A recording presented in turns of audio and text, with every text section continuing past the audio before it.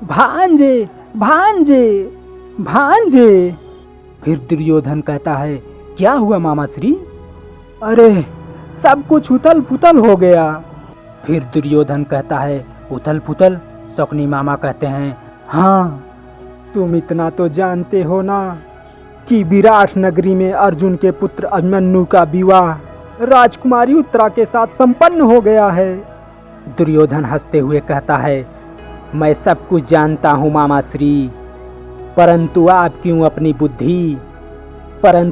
क्यों उन बुद्धू पांडवों के ऊपर अपनी बुद्धि खपा रहे हैं?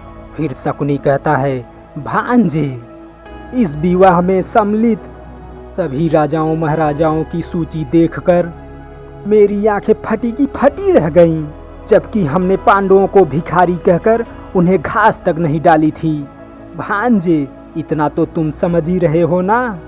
का अर्थ ये है कि सारे राजे महाराजे युधिष्ठिर के भतीजे के विवाह में सम्मिलित होकर बात का प्रमाण और आश्वासन दे रहे हैं कि वो अब भी युधिष्ठिर को ही अपना सम्राट मान रहे हैं। भांजे अब इन वनवासी पांडवों को निर्बल समझना बहुत बड़ी भूल होगी। हाँ। दुर्योधन हंसते हुए कहता है, मामा श्री आप व्यर्थ ही चिंतित हो रहे हैं। पांडव चाहे जितने बलवान हो जाएं, उनका बल हमारे छल का सामना नहीं कर सकता। हम छल कपट के साम्राज्य के सम्राट हैं, सम्राट, और सदा ही हम सम्राट रहेंगे मामा श्री। भांजे इस भ्रम में रहकर तो दशानन रावण भी मारा गया था। एक बात हमेशा ध्यान रखो भांजे, राजपाट कभी भ्रम और निश्चिंतता से नहीं चलाया जाता। पांडवों ने विवाह की आड़ में युद्ध की तैयारी करते हुए हमारे साथ एक कुटिल चाल चली है, कुटिल चाल। हाँ। दुर्योधन कहता है, कुटिल चाल?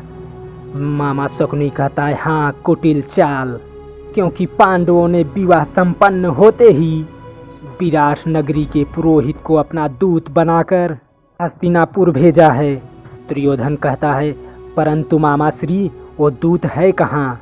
इसी बात का तो मुझे दुख है भांजे, तुम्हें किसी बात का तो खबर ही नहीं कि अपने आस्तीन में कितने सांप पाल रखे हैं। दुर्योधन कहता है, अर्थात?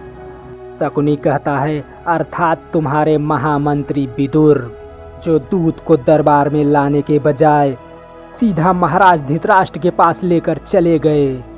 शकुनी की ये बात सुनकर दुर्योधन बहुत क्रोधित होता है।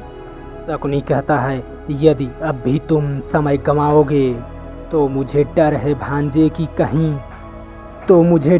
भांजे कि कहीं महाराज धृतराष्ट्र पांडवों का राज्य वापस देने की भूल ना कर दें।